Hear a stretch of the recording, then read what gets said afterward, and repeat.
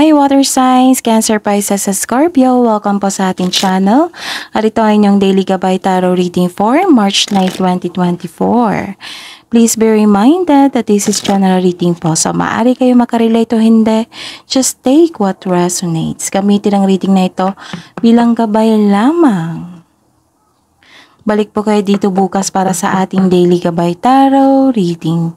Please like, subscribe, and click the button for notification para updated po kayo sa Daily Tarot Reading natin. Para po sa gusto magpa-reading, maaari nyo pong makuhang link nasa description box po ito. Message nyo lang po ako sa Messenger. Maraming salamat.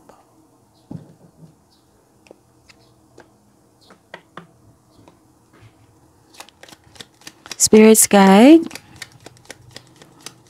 ano po ang ganap sa araw na ito para kay Cancer, Pisces, and Scorpio ngayong March 9, 2024? Sunod-sunod na to Tatlong sign na kasi ngayong araw na ito. Lumabas din ito. So lahat tayo busy. This is moving forward. You're taking in action. Tapos may nakita kong unexpected message dito. Pwedeng impormasyon. Pwedeng balita.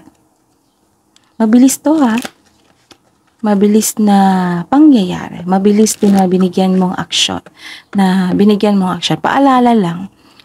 Kung kailangan ng magdesisyon yan, huwag niyong madaliin. Okay? Kailangan ng wastong plano. Bago gawa ng malaking desisyon, okay? Ano pa po ang ganap sa araw na ito para kay Cancer, Pisces, and Scorpio ngayong March 9, 2024?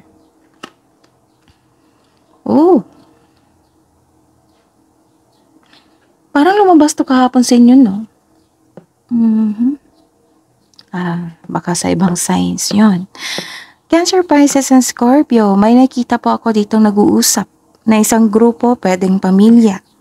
Nag-uusap regarding sa isang property. Pwedeng bumili or binenta. Pwedeng bibili kayo ng bahay at lupa. Or magpaparenovate ng bahay. And some of you may pauwi na magbakasyon. Gustong magbakasyon sa bahay. Staycation. Kasi dyan lang kayo sa bahay lang kayo maka-relax. Makalma. Ako rin. Basta kasama ko yung pamilya ko. 'Di ba? Lahat man tayo. Okay. Ano pa po ang ganap sa araw na ito para kay Cancer, Pisces, and Scorpio? Ngayong March 9, 2024. Wow! This is good luck. Claim nyo na to. Cancer, Pisces, and Scorpio. This is success. Tinadhana talaga to sa inyo. May ganap ngayong araw na ito na nakatadhana sa inyo. Kapalaran. This is rewards. Happy kayo dito. May positive opportunities. Things going your way. Ganda. Claim nyo to Cancer, Pisces, at Scorpio.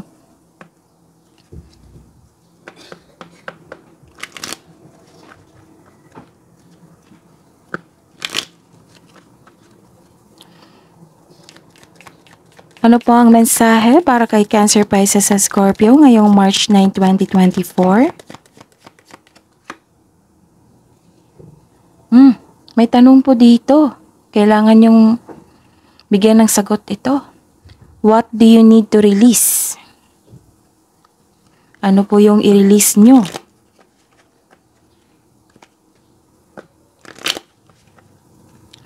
Ano pa po ang mensahe? Spirits Guide para po kay Cancer, Pisces, at Scorpio ngayong March 9, 2024. Okay. Kailangan nyo mag-relax dito. Kalma. Panahon sa sarili.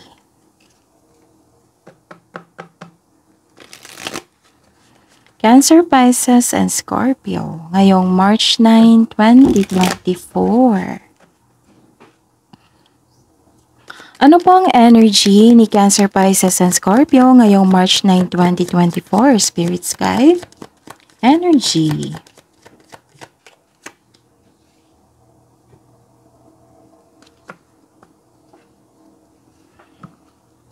Clarification po sa card na ito.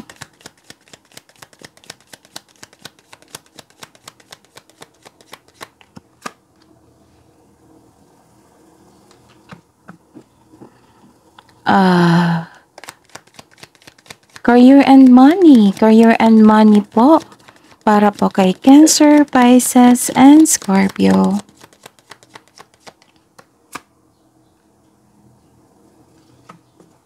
Clarification po sa card na ito.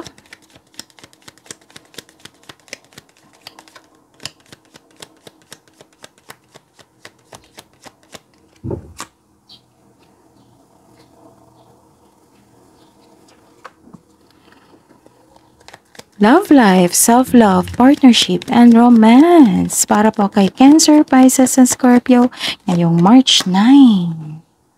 Ooh. Clarification po sa card na ito. Kunin natin to.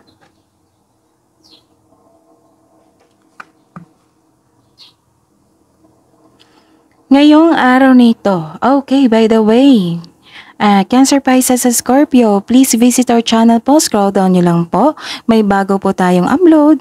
Mantika by Tarot reading nyo po. March 2024 at may Mantika by Tarot reading na po tayo. Oo. Para po sa inyo, love reading, Mantika by Tarot reading. So check nyo ha. Dalawang reading. So naka-separate video po iyon, Cancer, Pisces, and Scorpio. Maraming salamat. Ngayong March 9, 2024. Para po kay Cancer, Pisces, and Scorpio. Oh. Ito yun. Ito yung sabi ko sa inyo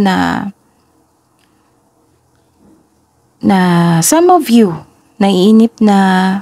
Ito yung sabi ko sa first card nyo na some of you naiinip na. May mabilis na pagkilos dito. So yun ha, kung kailangan ng pagkaroon ng desisyon yan, kailangan ng pagpaplano po. Okay? Dahan-dahan lang at magsaliksik.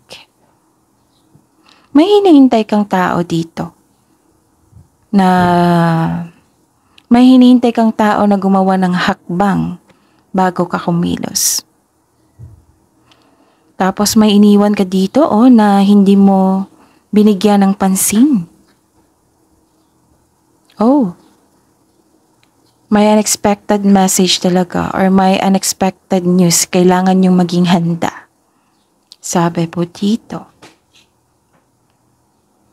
Okay.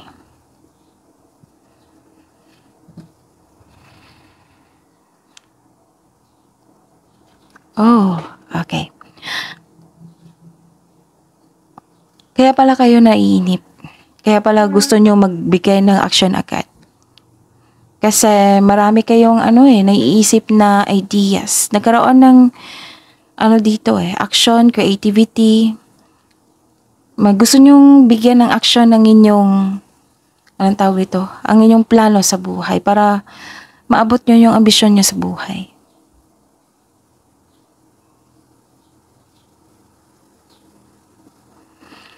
Tapos, nakikita ko yung ugali ninyo dito na very supportive sa inyong mahal sa buhay. Kung very supportive kayo sa inyong mahal sa buhay, then support yourself also ha. Huwag niyo kalimutan yung sarili niyo. Para baka unahin niyo yung iba kaysa sarili niyo. Ito pa naman yung weakness ni Cancer, Pisces, and Scorpio. Yung inuuna yung kapwa nila. Kasi mahal nila kaysa sarili nila. So, ayun. Support yourself also. Ganyan kasi kakabait si Cancer, Pisces, and Scorpio.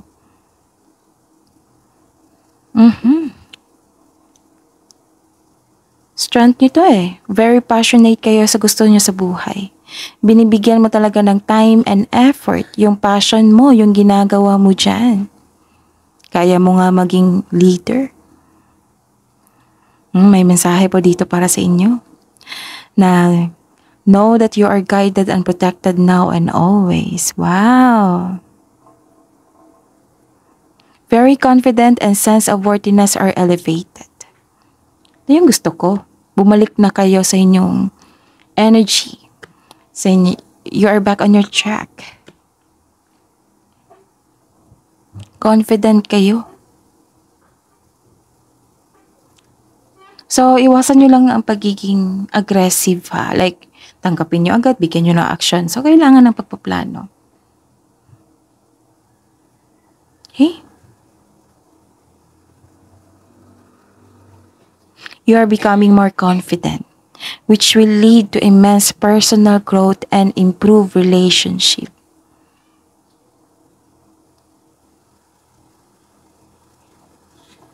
Tapos may mensahe po dito para sa mga negosyante na trust your intuition. Connect to your intuition para mag-grow daw lalo yung business nyo.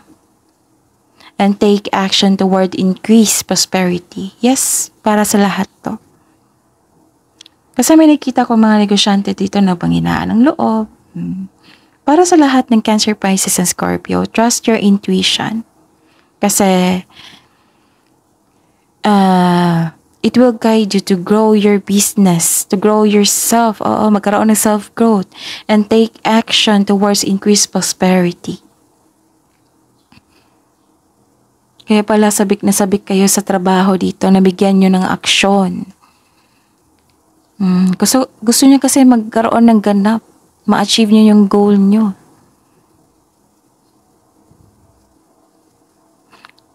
Yung pagiging creative nyo, ito yung importante. Part ito ng success nyo. Okay? Ano pa? So, let's go for career and money. Kay Cancer, Pisces, and Scorpio. Some of you malungkot ngayon kasi nakaramdam ng pagkawala at takot sa kakulangan.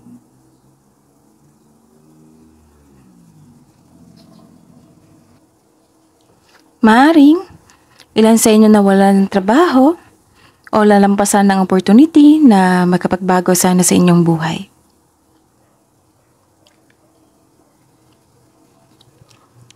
Okay.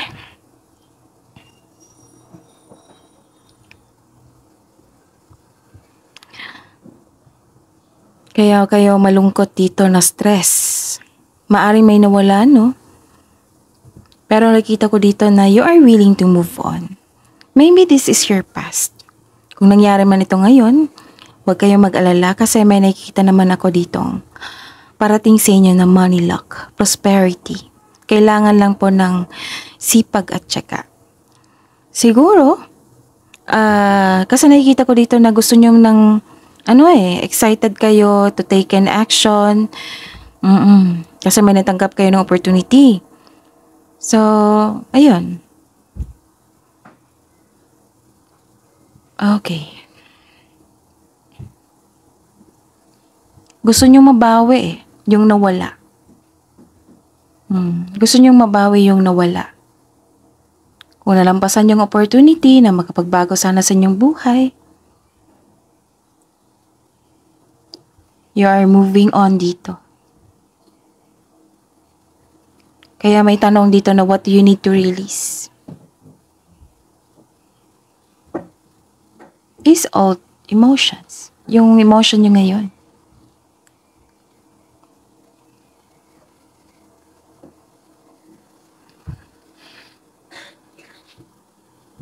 This card asks you to believe in yourself. Think positive na makakabangon ka ulit. And have faith na ang divine can lift you out of any period of loss. Don't worry. May nakita ko dito na you are divinely guided. Pagsubok lang po ito.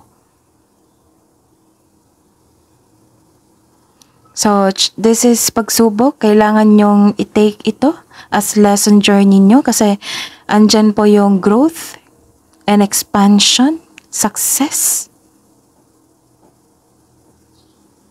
Kailangan lang po na magtiwala kayo. Kaya pala may dito, energy nyo ngayon na naging malakas na kayo mula sa mapanakit na sitwasyon.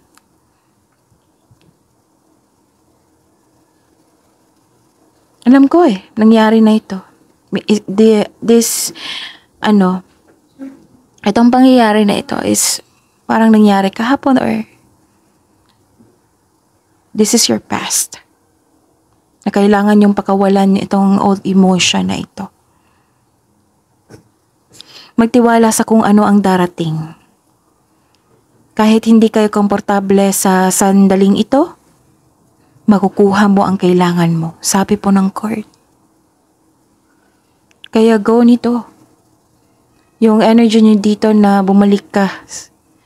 Sapat mo. Bumangon ka. Nagkaroon ka ng malakas na energy. Self-confidence, power, courage.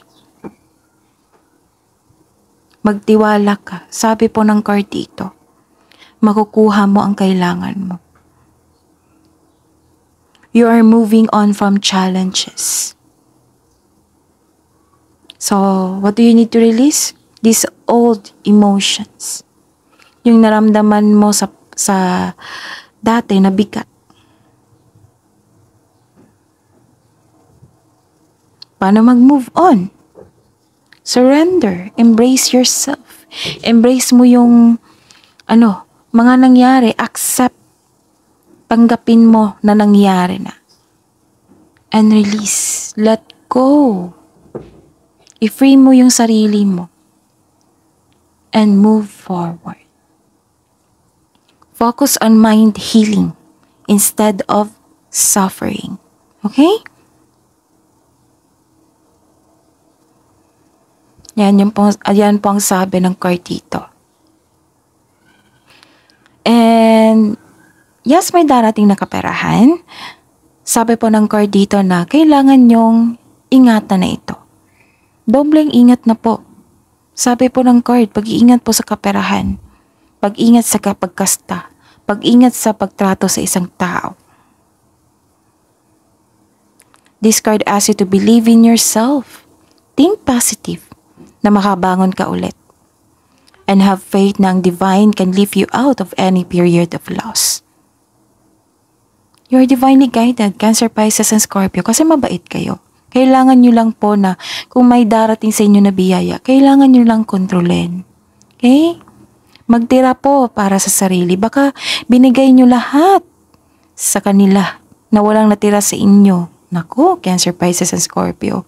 Kailangan natin matuto niyan. Kailangan natin yan, yung pera. Pinaghirapan nyo yan.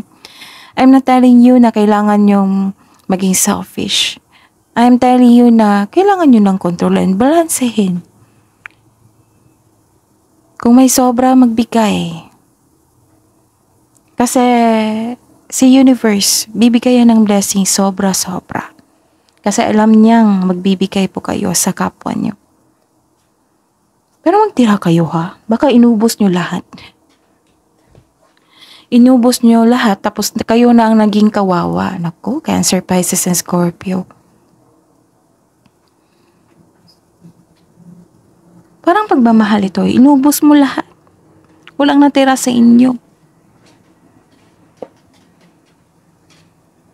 So yun yung parating na kaperahan, kasi may na-experience na kayo noon na may nawala na kaperahan, or opportunity.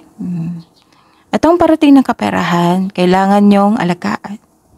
Balansehin. Huwag nyong ubusin. Tapos, focus on mind healing instead of suffering. Gusto iparealize ng universe sa inyo na kailangan nyong ma-realize na huwag nyong ubusin yung sarili nyo. Huwag kayong tumira sa isang mabibigat na emotion. Pakawalan ang sarili mo. Okay.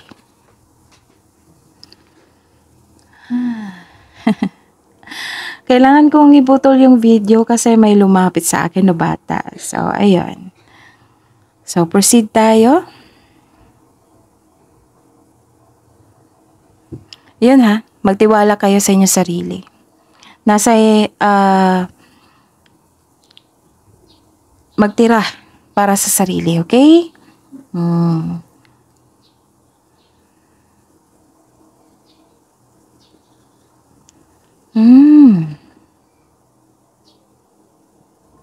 Okay. Cancer, Pisces, and Scorpio, kailangan malaman nyo to. Kasi may chance na babalik yung tao na nanloko sa inyo. It might be this scammer. Kasi may nanloko na to sa inyo before eh. Maybe this is... ito na yun, yung scammer na babalik. It might be, niloko ka ito sa kaperahan, sa ibang mahalagang bagay or pagkakataon. Bumalik po siya. So, careful kayo ha.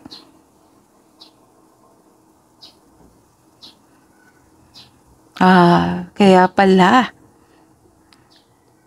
nasabi ng court dito, Cancer, Pisces, and Scorpio, may darating po na pera. Magtira.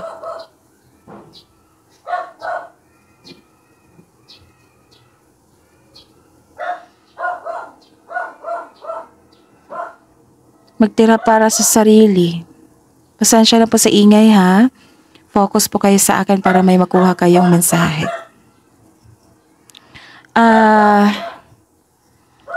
Kailangan talagang tong malaman. 'Di ba may babalik sa inyo, nang loko sa inyo before. Tapos may chance, may nakita rin ako na pagkakamali dito. Naulit na naman. Huwag kayong magpaloko sa kanya. Cancer, Pisces, and Scorpio. Again, huwag kayong magpaloko sa kanya, okay? Pero nakita ko naman dito sa mga may negosyante dito na magkakaroon ng yung na-bankrupt.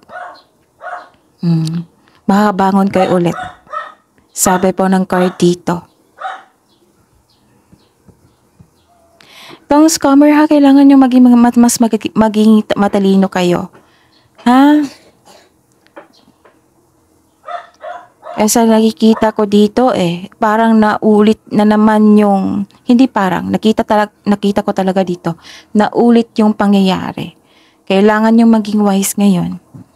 Cancer, Pisces, sa Scorpio. Okay? Maging handa. Huwag kayong magpaloko.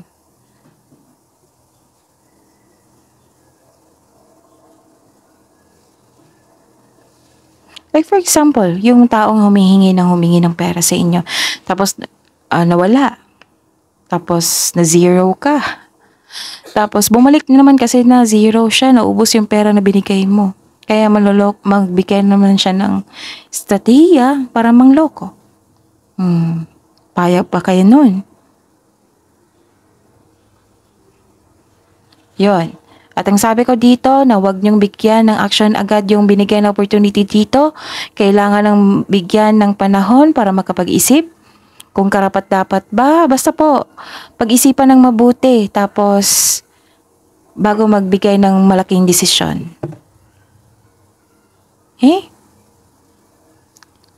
Ilang cards na po nagsabi dito na sabi talaga, paulit-ulit talaga, na ingatan na yung kaperahan. Magtira para sa inyo. Sayang yung sipag nyo dito kung ibigay nyo sa manlulokong tao. Mag-isipan nyo po na mabuti. So, dapat on guard tayo ha. Kung may offer dyan, nako, iwas tayo. Siyempre, kung may offer, alamin muna natin kung totoo ba yan or hindi. Huwag magmadali, dahan-dahan lang po, sabi po ng card. Okay.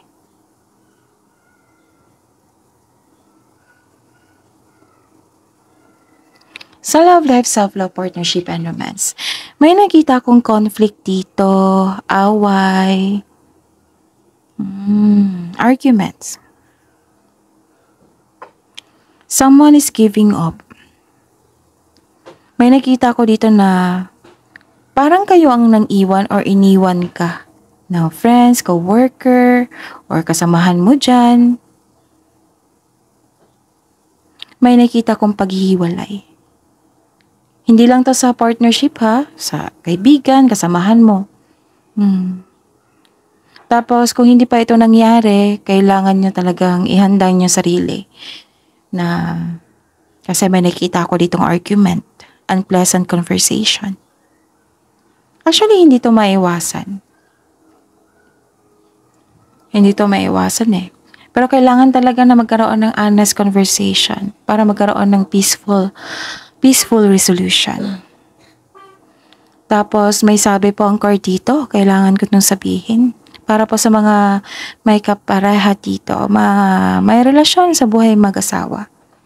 Kung ang inyong kapareha ay palaging naghahanap ng gulo o away at paulit-ulit na dahilan, this card asks you that it is probably time to walk away. Pero syempre, nasa inyo po yung desisyon. May sabi po ang card dito. Kasi hindi nyo deserve na masaktan ng paulit-ulit. 'Di ba? Hindi nyo deserve na masaktan ng paulit-ulit. Kasi kung paulit-ulit yung ilang beses na, hindi na yung love. Love is supposed to heal you, to comfort you, to give you peace, to give you security. Love does not hurt. If it's hurting you, it's not love. Pag-isipan niyo po ng mabuti. Okay?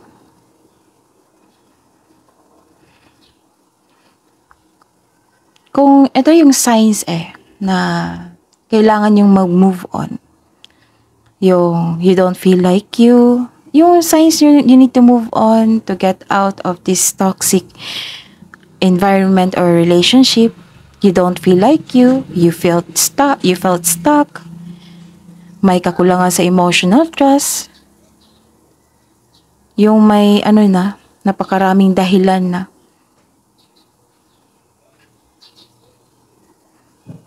You felt emotional drain.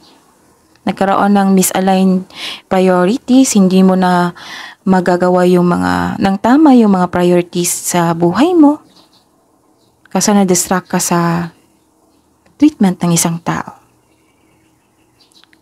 Yung bigay niya is, nagbibigay siya na para magkaroon ka ng low of self-esteem.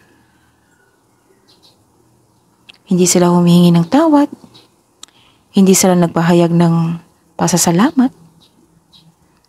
Mayroong palagi selos. So, pag-isipan po ng mabuti. Cancer, Pisces, and Scorpio. Remember, nasa inyo po yung desisyon kasi buhay niyo po yan. Okay? We are here for your self-improvement, para magbigay ng peace of mind, para magabayan kayo.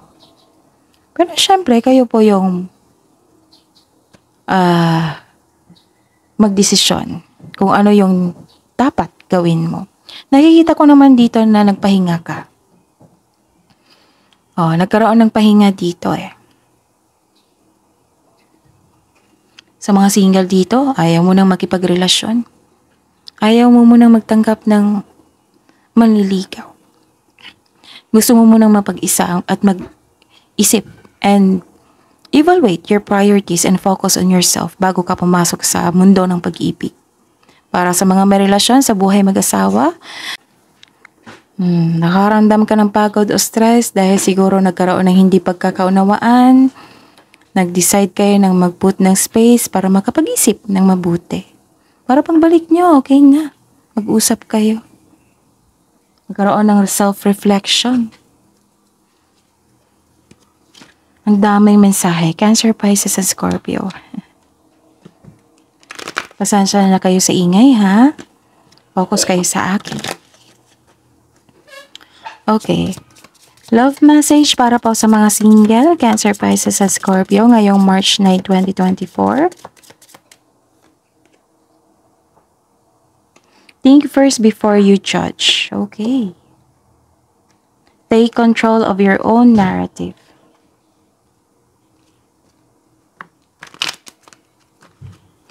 Love message pa para sa buhay mag-asawa sa mga may relasyon. Para po kay Cancer, Pisces, at Scorpio ngayong March 9, 2024. May temptation na ganap. Umiwas kayo sa temptation ha, lalo na sa mga may relasyon to sa buhay mag-asawa. Think carefully about the situation and true love comes when you least expect it. Baka nagkaroon ng away dito or away talaga to hindi tampuhan. Kasi may temptation. Selos. Kabuang love message po para sa lahat. Be authentic, be real and true to who you are and how you feel. Love is all around you. There is love everywhere all the time. Simply acknowledge this as truth.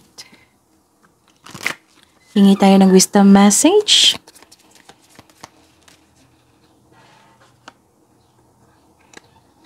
Consider the career possibilities that are open to you. And wow, may travel. Your life purpose involves traveling. Pwede din paglipat to ha. Okay. Hingi po kami ng advice po, Spirit Sky. Sa araw nito, March 9, 2024. Okay, forgiveness.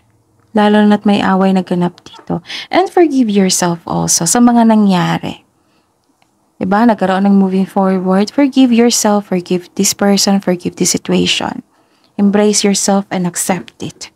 If you're feeling angry about a past issue, this card asking you to discover the more vulnerable feelings behind that anger. You're being asked to forgive and be gentle with others. And open-mindedness. There is more than one way of looking at things. You must be ready to accept alternative viewpoints and new ideas. You must open your eyes to new ideas and new ways of resolving problems.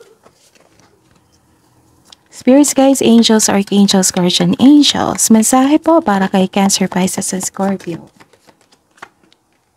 Sabi po ni Archangel Book P dito, it is time to fly. Freedom din to. Listen to your intuition. Lumabas dito ha. And Archangel Faith. With faith, you are invisible. Believe in yourself. That is your reading. Cancer, Pisces, and Scorpio ngayong March 9, 2024. Please like, subscribe, and click bell button for notification para updated po kayo sa daily tarot reading natin. Maraming salamat po.